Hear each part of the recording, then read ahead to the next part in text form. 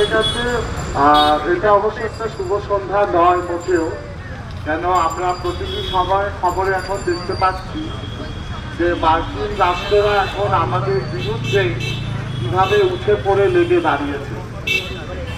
এখন Donald Trump যিনি রয়েছেন, উনি এখন আমাদের সম্প্রদায়কে পুরোপুরিভাবে শেষ করে দেওয়ার জন্য উঠে পড়ে লেগেছে। শুধুমাত্র নারী আর পুরুষকে স্বীকৃতি দেওয়ার জন্য উনি একমত হয়ে উনি লড়ে যাচ্ছেন। কিন্তু এটার কারণটা কেন, কি কারণে উনি বলতে চাইছেন যে শুধু আর নারী পুরুষরাই শুধু স্বীকৃতি পাবে, বাকিরা পাবে না? ওনার পুরুষতান্ত্রিক জীবনে একটা আলাদা গতিকে উনি তুলে ধরতে চাইছেন, যেটাকে আমরা আগে দেখেছি, যেটা পিপলস ফর ডেমোক্রেসি। উনি জিনিসটাকে সবসময় উত্তপ্ত করে উনি নিজের স্বৈরাচারী শাসনটাকে উনি জারি রেখেছেন, যার জন্য ওনাকে সরিয়ে দিয়ে জো বিডেনকে আনা হয়েছিল আমেরিকাতে প্রেসিডেন্ট করে। তার সেই জায়গা থেকে আজকে আবার কিছু পলিটিক্যাল ইনস্ট্যান্সকে দাঁড় করানোর জন্য, যারা সম্পূর্ণভাবে আমেরিকার ইকোনমিককে ধরে রেখেছে, সেই ইকোনমিক্যালি তারা আজকে দাঁড় করানোর জন্য সেই পিছনে এই একটা ইনস্ট্যান্স শুরু করেছে, যেটা ক্ষতিগ্রস্ত হচ্ছে আমাদের মানুষেরা। আমাদের ইন্ডিয়াতে যেমন আদানি বলুন এবং আরো বড় বড় যারা নেতা নেত্রী রয়েছে, এই নেতা নেত্রীরা যেমন নিজেদের জায়গা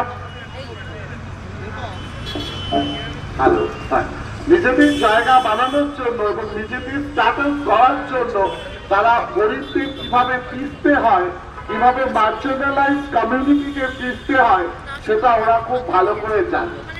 কেন ওদের সেই জায়গায় কোনোদিনই সেই কষ্ট বা সেই রকম ভাবে ওই রকম আমাদের মতো ফেস তারা করেনি, কেন তাদের করার কোনো দরকার পড়ে না। বিকজ সেই জায়গায় তারা যদি ফেস করে, তাহলে তারা কোনোদিনই বলবে না যে আমাদেরকে মার্জিনালাইজ করে রাখুক বা মার্জিনালাইজ হওয়ার আমরা যোগ্য। বিকজ আমাদের ইন্ডিয়ান কনস্টিটিউশন বলে we are all and we are all same, যেখানে ইকুয়ালিটি, ডাইভার্সিটি, ইনক্লুসিভিটি সব একসাথে আমরা দেখি। সেই জায়গায় দাঁড়িয়ে আমাদের পশ্চিমবঙ্গ সরকার যেমন আমাদেরকে পাগল বলে উক্ত করে, কেন আমরা নাকি পাগল? কি কারণে পাগল? কেন আমরা শিক্ষা চাই, আমরা খাদ্য চাই, আমরা থাকার বাসস্থান চাই, আমরা ইকুয়ালিটি চাই, সেগুলো আমাদের কাছে পাগলামির লক্ষ্য। অন্যদের উনি যেভাবেই খুব ঢোকাক না কেন, সেখানে ওটা পাগলামো বলা যাবে না এবং ওটা পাগল নয়। আজকে আমাদের মতো ভাই বোনেরা যারা রাস্তার সিগনালে টাকা তোলে, তারা কেন তোলে? তাদের নিজেদের পেটের দায়ের জন্য তারা তোলে, তাদের কোনো শখ বা আনন্দ বলে তারা তোলে না, তারা কোনো লাক্সারি করার জন্য তোলে না। কিন্তু সেই টাকা খাওয়ার জন্য আমাদের পেছনে পুলিশটাও লেগে পড়ে, শুধু সেই টাকার ভাগটাও পাবে বলে। তাদের একটা বেলার মদ তাদের না পেলে তারা আমাদেরকে বাকির বাড়ি মাত্রেও তারা ছাড়ে। ইভেন আমরা প্রতিটি জায়গায় দেখেছি, তারা তাদের কাছে সরকারি চাকরি থাকা সত্ত্বেও, প্রতিটা জিনিস থাকা সত্ত্বেও এবং তারা যথেষ্ট ভালো মোটা মাইনে থাকা সত্ত্বেও তারা এই ট্রান্স কমিউনিটির মানুষদেরকে পিছতে তাদের 2 মিনিট তাদের বাঁধে না। তারা সেখান থেকেও টাকা দেওয়ার জন্য তাদেরকে উল্টো পাল্টা কেটে ফাঁসানো থেকে শুরু করে এবং প্রতিটি জায়গায় যতটা ফিজিক্যাল টর্চার তারা করতে পারে তারা করবে। তারা এতটাই পয়সা খাওয়ার জন্য তারা মরছে। সেই জায়গাতে আমরা যদি প্রতিরোধ করি, আমরা যদি সেই জায়গাটাকে দাঁড় করাই, তখন আমরা হয়ে যাই সব থেকে খারাপ এবং আমাদের মতো সব থেকে খারাপ পৃথিবীতে আর কেউ নেই। আমাদের তো জন্মগত নির্ধারিতই হচ্ছে আমরা যৌনকর্মী। আর আর পৃথিবীতে যত বাচ্চারা হয় তারা তো সবাই আকাশ থেকে টপকে পড়ে, তারা তো সেক্স করে না, তাদের সেক্সের দরকার হয় না, তারা আকাশ থেকে এরকম করে হাত পাতে টপ করে বাচ্চা পড়ে। শুধু আমরাই সেক্স করি, আমরাই ঝোপে ঝাড়ে থাকি, আমরাই রাস্তায় ঘাটে নোংরামি করি, বাকিরা আর কেউ করে না, সব আমরা করি। দিনের পর দিন এইভাবে অত্যাচারিত এবং পীড়িত হতে হতে একটা সীমাবদ্ধতার লাইন আমরা ক্রস করে যাই। কিছুক্ষণ আগে প্রফেসর স্যার বললেন যে একটা বাড়ি ভাড়া খুঁজতে পর্যন্ত কত কষ্ট তাকে পেতে হয়েছিল বা আমাদেরকে পেতে হয়। আমি নিজের জায়গাতে দাঁড়িয়েই আমি এখনো অব্দি কোনো কলেজ পাচ্ছি না পড়ায়, এখনো অব্দি আমি কোনো দোকান পাচ্ছি না আমার নিজের জীবিকা নির্বাহ করার। আমি নিজে এসএসকেএম হসপিটালের নার্স ছিলাম, জিএনএম স্টাফ ছিলাম, সেখান থেকে আমাকে লিঙ্গের জন্য বিতাড়িত করা হয়েছে। এখন আমি নিজে ল পড়ার জন্য আমি চেষ্টা করছি এবং ল স্টুডেন্টের জন্য প্যারালিগেলের কাজ করছি, এবং সেই জায়গায় দাঁড়িয়েও আমাকে এনইউটিএস পর্যন্ত বলুন আরো অনেক প্রতিষ্ঠান আমাকে নেয়নি, কেন আমি সেখানে তাদের ইউনিফিকেশন ক্রাইটেরিয়ার মধ্যে আমি পড়ি না বলি। জাস্ট বিকজ আমার তলায় গুহা নেই, আমার তলায় লিঙ্গ রয়েছে, এবং আমি সেই বিউটিফাই স্ট্যান্ডার্ডস এর মধ্যে পড়ি না, সেই বিউটিফাই স্ট্যান্ডার্ডস এর মধ্যে একটা মেল আর একটা ফিমেল পড়ে। তাহলে সেই জায়গায় দাঁড়িয়ে আপনি কি প্রশ্নের উত্তর দেবেন?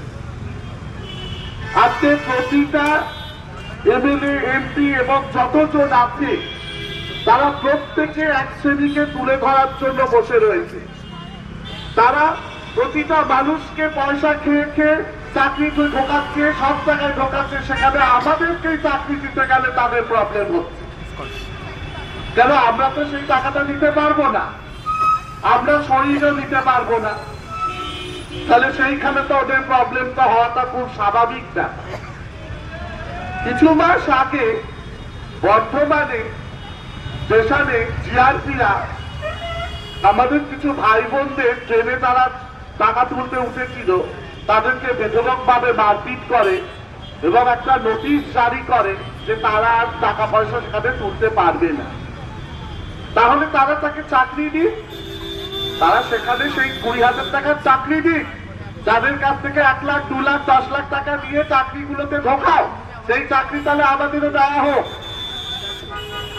তখন তো দিতে পারছো না, তখন নাকি এই নিয়ম সেই নিয়ম, ওই নিয়ম, হেন নিয়ম তেন নিয়ম, কনস্টিটিউশন এই সেই, তখন কত কিছু চলে আসছে।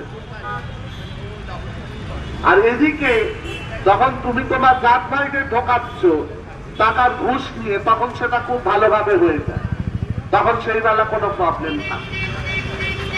তখন আপনি বলতে পারবেন না যে তুমি এটা কেন করলে, বা যদি তুমি করতে গেছো তাহলে তিলোত্তমার মতো কিন্তু তোমাকে শহীদ হতে হবে, আর না হলে তোমাকে কিন্তু রাস্তার ধারে পড়ে থাকতে হবে, যেখানে তুমি কারোর কাছে হাত পেতে তুমি খাবার খাও। করোনার সময় আমাদের মুখ্যমন্ত্রী বলেছিল পুলিশ নাকি বৃহন্নলাদের খাবার জোগাবে। বাহ, বিশাল বড় কর্মত, বিশাল বড় একটা নোটিশ দিয়েছিল। সে এমন খাবার খাওয়ালো যে কোমরে আজ অব্দি ব্যথা হয়ে গেল আমার। যেরকম আমি এক্সরে করতে করতে এক্সরের টাকা তো গেলই, উল্টে আরো ওষুধের টাকাও খরচা হয়ে গেল। এমন খাবার দিল আমাকে পেছন না, তাই বলে আবার পোট মারেনি, ভুল ভাববেন না, পোট মারেনি আমাকে এমন ভাবে দিয়েছে, লাঠিটা মেরেছে কোমরে খানাতে। আজকে সেই খানায় আমার কাছে হাত করে বলে, ম্যাডাম আমি খুব ভুল করে ফেলেছিলাম। সেই আমি শুধু দেখতে চাই সেই জায়গাটা আজকে প্রতিটা মানুষ যে জায়গায় দাঁড়িয়ে আছে, আমরা যে জায়গায় দাঁড়িয়ে আছি, সেই কিছুদিন আগেরই ঘটনা, যেদিনকে আমি ল সেক্রেটারির কাছে আমরা একটা ডিমান্ড চার্টার জমা দিতে চাই নবান্নতে। ওনাদের এত ভয় প্রাণের মধ্যে যে নবান্ন অব্দি তারা যেতে দিল না। তারা যেতে দিল রাইটার্স বিল্ডিংয়ের ল সেক্রেটারির কাছে। অবশ্য সেটা হাইকোর্টের কমান্ড ছিল এবং আমাদের সেটা সম্মান দেওয়াটা আমাদের জরুরি। হাইকোর্ট সেটাকে বলেছিল যে, হাইকোর্ট বলেছিলেন যে আপনারা নবান্নতে না গিয়ে রাইটার্স বিল্ডিংয়ে আপনারা ল সেক্রেটারির কাছে জমা দেবেন।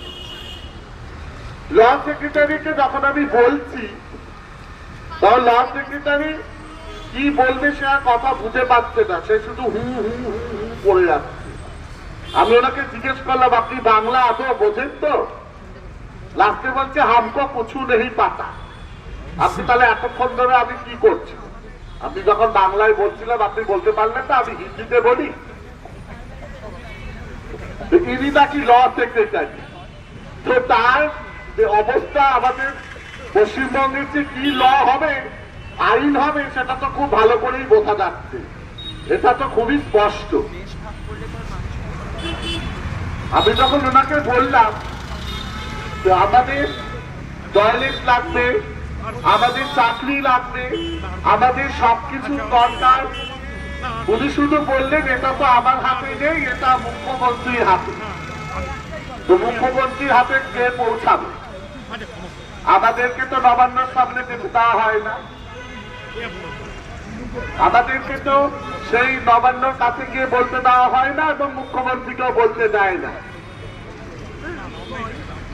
আজকে করোনার সময়তে আমারই মতো অনেক ভাই বোনেরা যারা দুয়ারে দুয়ারে থালা নিয়ে ঘুরেছে শুধু দুমুঠো চালের জন্য,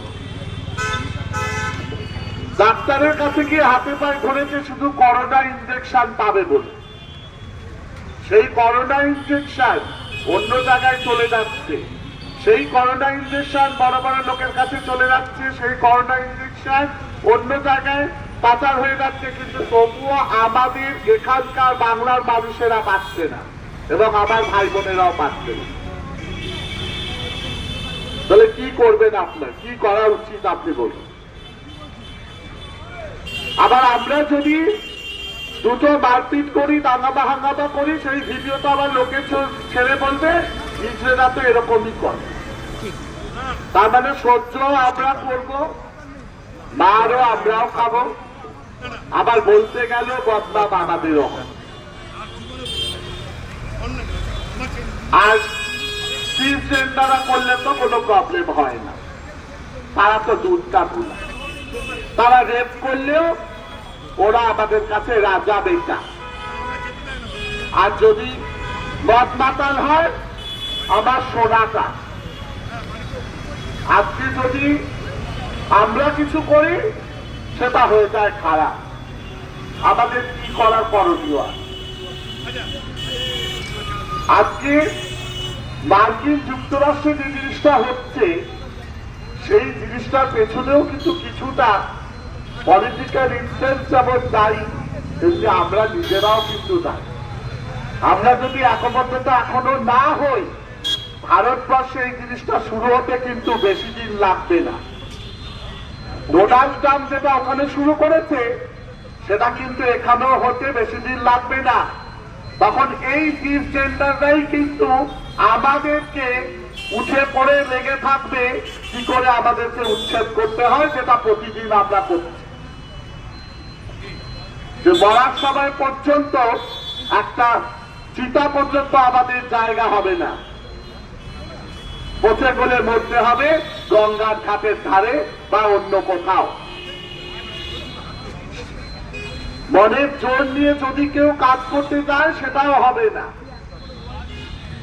সেই জায়গাটাকে আমরা আটকাবো এবং আমরা পরবর্তীকালে চেষ্টা করব যাতে প্রত্যেকটি জায়গা জুড়ে আমাদের ভাই বোনেরা সসম্মানে কাজ করতে পারে এবং সসম্মানে মাথা উঠিয়ে দাঁড়াতে পারে। কেন? তারাও মানুষ, তারাও এই ইন্ডিয়ার একটা বার্থ রাইটের মধ্যে পড়ে এবং প্রতিটা তাদের ক্ষমতা এবং অধিকার আছে ওই জিনিসগুলো করার। আর একটা কথা, দয়া করে রিলস দেখে আমাদেরকে বিচার করবেন না। ওই রিলসে যারা করছে তারা নিজেদের এন্টারটেইনমেন্ট করার জন্য করে, আমরা তাদের জায়গায় পড়ি না। অনেকে শুনেছি, অনেকে বলেছে এই কথাটা, অনেকে আছে আমাদেরই কমিউনিটি মানুষেরা যারা রিলস বানায়, এই বানায়, অনেক কিছু করে, নোংরামি করে, তারা পাবলিসিটি স্টান্টের জন্য করে। সবাই একরকম নয়, এই জিনিসটা আপনাদের বুঝতে হবে। আপনারা অন্য সবাই এত জ্ঞানী জ্ঞানী কথা বলেন, এই জায়গাটাও বোঝার ক্ষমতাটা আপনাদের রাখতে হবে। কে বলছে আমি এইটা করি রিলসে, তার মানে যে সব কমিউনিটিরা সেটা করবে সেটা তা নয়। একটুখানি কাইন্ডলি ওই জায়গাগুলো দেখুন, বুঝুন। আরেকটা আমাদের কারণ বলি, সেটা হলো আমরা যখন কোনো বিপদে পড়ি আমরা সবার আগে থানাতে যাই। থানাতে আমাদের কিন্তু এফআইআর নেয় না, কোনো না কোনো ভাবে সেটাকে ঘুটিয়ে এখন তোমাকে বাড়ি পাঠিয়ে দেবে, না হলে জিডি করে দেবে, আবার তার উপর একটা স্ট্যাম্প মেরে দেবে কন্টেন্ট নট ভেরিফাইড করে। সেগুলোর ক্ষেত্রেও আমাদের লটা জানাটা কিন্তু খুব জরুরি। আমি প্রত্যেক মানুষকে বলবো আইনটা ভালো করে পড়ুন, রিলস না থেকে আইনটা পড়ুন, ইনফরমেটিভ জিনিসগুলো জানুন, তবে কি আপনাদের লড়তে সুবিধা হবে। ওই রিল দেখে কমেন্টকে লিখছেন এত ছক্কা, এত বঙ্গা, এত হিচড়ে, একটু ভালোভাবে পড়ুন, পড়াশোনাটা করুন, জানুন, চেতনাটাকে খুলুন। চেতনাটা যত খুলবে বিপ্লব তত বাড়বে, তখনই জায়গা আসলে আপনারা করে দিতে পারবেন। তখন আমাদেরও দরকার হবে না, তখন আপনারা নিজেরাই সবকিছু করতে পারবেন। ধন্যবাদ।